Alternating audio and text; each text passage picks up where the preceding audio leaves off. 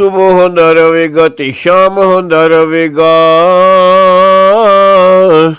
ਵੀ ਸੁਬਹ ਹੁੰਦਾ ਰਹੇਗਾ ਤੇ ਸ਼ਾਮ ਹੁੰਦਾ ਰਹੇਗਾ, ਸੋਨੇ ਤੇ ਦਰੂਦ ਤੇ ਸਲਾਮ ਹੁੰਦਾ ਰਹੇਗਾ। ਨਵੇਂ ਨਵੇਂ ਸ਼ਾਇਰ ਅਦੀਬ ਪੈਦਾ ਹੋਣਗੇ, ਨਵਾਂ ਨਵਾਂ ਨਾਤੀਆ ਕਲਾਮ ਹੁੰਦਾ ਰਹੇਗਾ।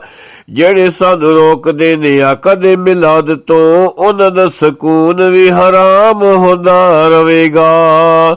ਪਰ ਅਜਮਲ ਇਹਨਾਂ ਆਸ਼ਕਾਂ ਨੇ ਰੋਕਿਆ ਨਹੀਂ ਰੁਕਣਾ, ਜਸ਼ਨ ਮਿਲਾਦ ਸਰੇਆਮ ਹੁੰਦਾ ਰਹੇਗਾ।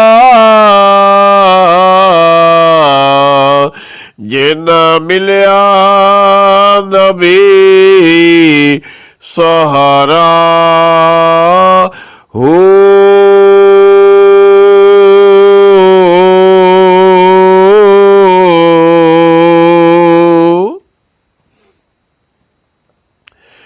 ਤੇ ਕੋਈ ਕਹਿੰਦਾ ਆਲ ਤੇ ਔਲਾਦ ਬੜੀ ਚੀਜ਼ ਏ, ਕੋਈ ਕਹਿੰਦਾ ਆਲ ਤੇ ਔਲਾਦ ਬੜੀ ਚੀਜ਼ ਏ, ਕੋਈ ਕਹਿੰਦਾ ਯਾਰ ਦੀ ਗੁਫਤਾਰ ਬੜੀ ਚੀਜ਼ ਏ, ਕੋਈ ਕਹਿੰਦਾ ਫੁੱਲਾਂ ਉੱਤੇ ਨਾਜ਼ ਬੜੀ ਚੀਜ਼ ਏ। ਸਿਆਸਤਦਾਨ ਕਹਿੰਦੇ ਨੇ ਇਜਾਦ ਬੜੀ ਚੀਜ਼ ਏ, ਇਹ ਵੀ ਗੱਲ ਠੋਸ ਤੇ ਜਹਾਦ ਬੜੀ ਚੀਜ਼ ਏ।